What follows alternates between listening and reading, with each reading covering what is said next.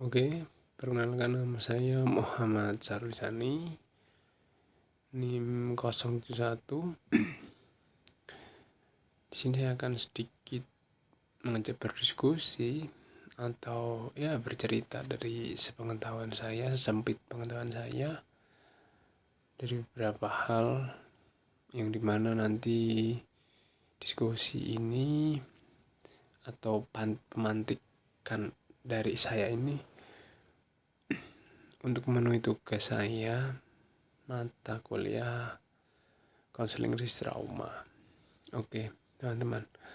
Di sini saya akan menjelaskan yang mungkin saat ini banyak sering kali teman-teman rasakan.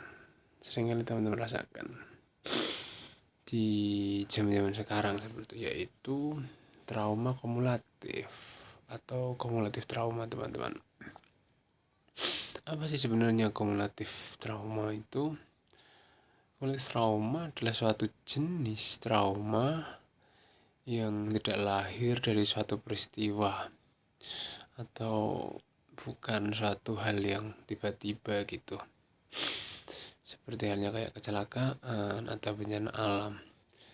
Namun kumulatif trauma ini muncul dari rangkaian peristiwa kecil, kemudian tekanan, terus kekecewaan yang terus-menerus dalam jangka waktu yang lama. Nah, dari situ akhirnya memunculkan rasa atau kris trauma itu sendiri. Oke, maaf teman-teman. Nah, kemudian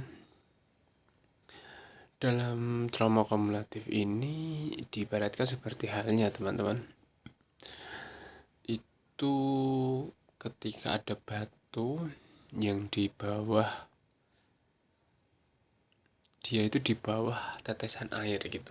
Jadi air itu menetes di batu itu dan terus menerus, sehingga lama kelamaan batu itu akan berlubang atau mencegung, mengalami keretakan dan sebagainya. Nah, itulah yang terjadi, diibaratkan seperti itu terkait kumulatif trauma tadi, teman-teman. Nah, oke, kita lanjutkan. Kemudian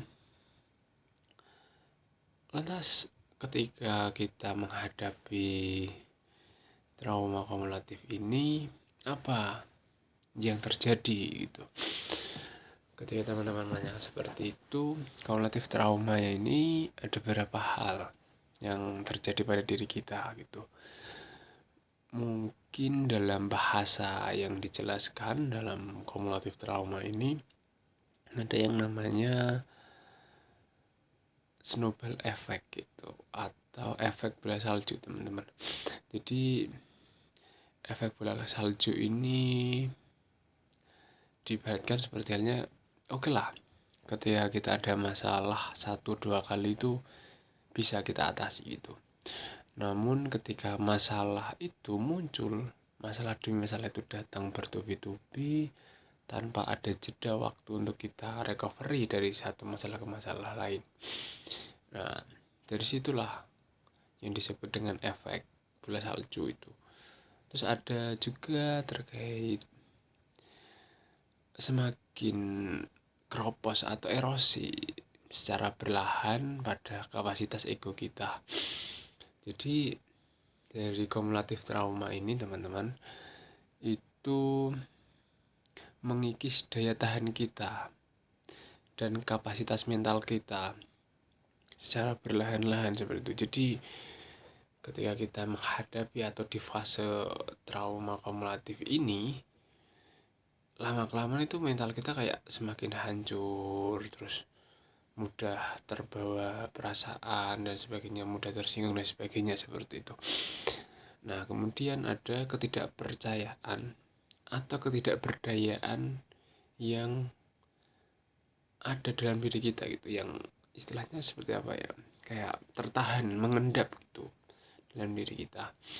Ya, bahwasanya kita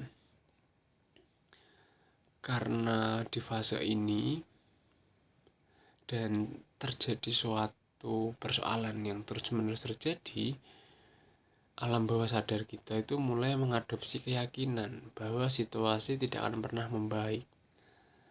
Tidak peduli seberapa keras kita mencoba, namun pada akhirnya alam bawah sadar kita itu selalu menyimpulkan bahwa itu tidak akan berhasil gitu. Gitu kurang lebih teman-teman terkait kemudian apa yang kita rasakan gitu kan. Nah, namun kemudian ada gejala utama juga dari beberapa atau 3 hal tadi yang sudah saya jelaskan terkait efek bola salju, kemudian erosi perlahan dalam kapasitas ego, kemudian ketidakberdayaan yang tertahan dalam diri tadi. Nah, dari ketiga hal tersebut pada akhirnya berdampak pada kita itu kehilangan energi. Jadi yang tadi saya jelaskan tadi banyak mengikis mental kita dan fisik kita gitu teman-teman. Jadi dari dampak trauma ini, kumulatif trauma ini nanti lama-kelamaan kayak kita ini tidak bisa tidur, terus sering pusing, kemudian ya pencernaan atau nafsu makan itu terganggu. Nah itu terus menerus gitu, dan pada akhirnya tubuh itu terus menerus memproduksi hormon stres. Jadi rasanya itu kayak stres berjangka panjang gitu teman-teman. Nah terus ada juga selain daripada kehilangan energi total tadi, ada ambivalensi emosional yang menyiksa. Jadi ambivalensi emosional yang menyiksa ini ada beberapa dalam diri kita, seperti halnya di dalam diri kita ada ruang antara harapan yang tinggi dan juga kekecewaan yang mendalam. Nah, Anda atau kita ini masih ingin peduli dan berharap banyak hal yang membaik gitu kan. Tapi di saat yang sama kita justru tidak berdaya menghadapi apapun gitu. Jadi hal tersebut itu kontradiksi dengan pikiran kita, kayak kita berharap suatu hal yang tinggi, namun justru di balik itu juga ada perasaan kayak kekecewaan yang mendalam gitu. Nah hal tersebut ketika itu bertolak belakang, tidak bersinergi bersama, akhirnya membuat kontradiksi yang itu benar-benar menguras energi kita. Kemudian ada kekosongan eksistensial teman-teman.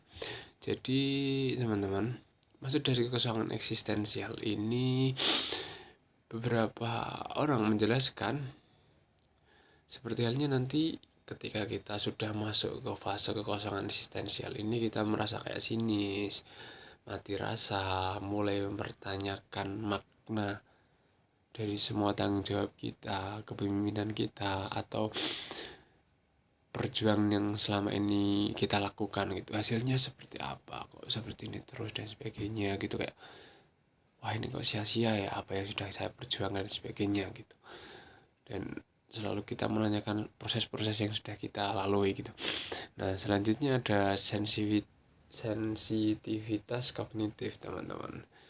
Jadi dalam trauma kumulatif ini, kognitif kita ini sangat sensitif. Di pemikiran kita atau kognitif kita sensitif terhadap tanda-tanda kegagalan atau penolakan sekecil apapun. Jadi tiba-tiba itu kayak alam bawah sadar kita atau sistem yang ada dalam pikiran atau saraf kita itu menebak semua hal sebagai ancaman atau potensi kecewaan baru. Jadi apa yang kita lakukan tiba-tiba ya pikiran kita kayak wah ini pasti nanti memunculkan kecewaan baru nih, mending gak saya lakukan dan sebagainya. Seperti itu teman-teman terkait hal tersebut lah dampak dari trauma kumulatif yang tadi seperti itu. Nah kemudian lantas seperti apa yang harus kita lakukan itu ketika kita sudah dalam fase trauma kumulatif itu teman-teman? ya kita harus yang pertama berdamai dengan diri kita gitu. Bahwasanya apa yang kemudian kita harapkan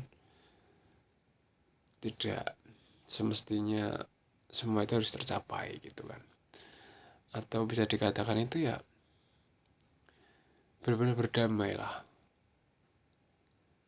Tidak kemudian kayak merasa bersalah pada diri sendiri atau merasa kecewa atau gagal gitu. Yes, berdamai, dan apa yang kemudian menjadi kelemahan pada diri ya dilengkapi lagi dan sebagainya, dijalani secara perlahan-perlahan dan sebagainya gitu. Nah, kemudian juga ada kita memulai hal dari hal kecil gitu. Karena trauma kumulatif tadi kan menciptakan ruang-ruang kekecewaan yang itu muncul dengan sendirinya kan.